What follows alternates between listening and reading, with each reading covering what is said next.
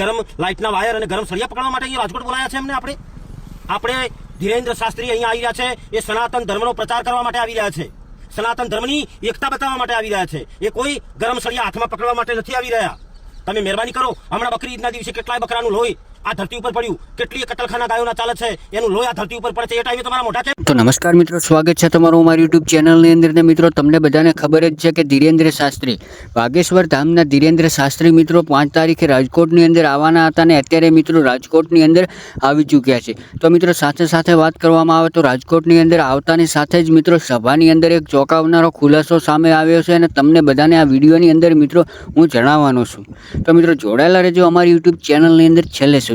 હા મિત્રો, તમને બધાને ખબર જ છે કે વાગેશ્વર ધામના ધીરેન્દ્ર શાસ્ત્રી જે મિત્રો રાજકોટની અંદર 5 થી 7 તારીખે મિત્રો સભાનું આયોજન કરવામાં આવ્યું હતું ને ત્યારબાદ મિત્રો વાત કરવામાં આવે તો એમની ઉપર વિજ્ઞાન ગાથાના જયંત પંડ્યા અને પિયુષ જાદુગર દ્વારા મિત્રો અલગ રીતે મિત્રો આરોપ નાખવામાં આવતા હતા અને સાથે મિત્રો એમની ઉપર એક મોટું કરોડો રૂપિયાનું ઇનામ પણ મિત્રો જાહેર કરવામાં આવ્યું હતું. સાથે મિત્રો વાત કરવામાં આવે તો એની અંદર હવે વિજ્ઞાન ગાથાના જયંત પંડ્યા અને પિયુષ જાદુગર હવે મિત્રો બધી બાજુથી મિત્રો ખોટા પડ્યા હોય એવું ક્યાંક ને ક્યાંક દેખાઈ રહ્યું છે. કારણ કે મિત્રો તમને બધાને ખબર જ છે કે વાગેશ્વર ધામના ધીરેન્દ્ર શાસ્ત્રીએ થોડાક દિવસો પહેલાં મિત્રો સોશિયલ મીડિયાની અંદર એક વિડીયો વાયરલ થઈ રહ્યો હતો ને એની અંદર મિત્રો એમની જે ચેલેન્જ હતી એ સ્વીકારી હતી અને સાથે મિત્રો વાત કરવામાં આવે તો એવું પણ કહ્યું હતું કે રાજકોટની અંદર સભાની અંદર આપણે મળીને ચર્ચા કરીશું. ત્યારબાદ મિત્રો હવે વાત કરવામાં આવે તો આજે થઈ 5 તારીખ અને 5 તારીખના દિવસે ધીરેન્દ્ર શાસ્ત્રી રાજકોટની અંદર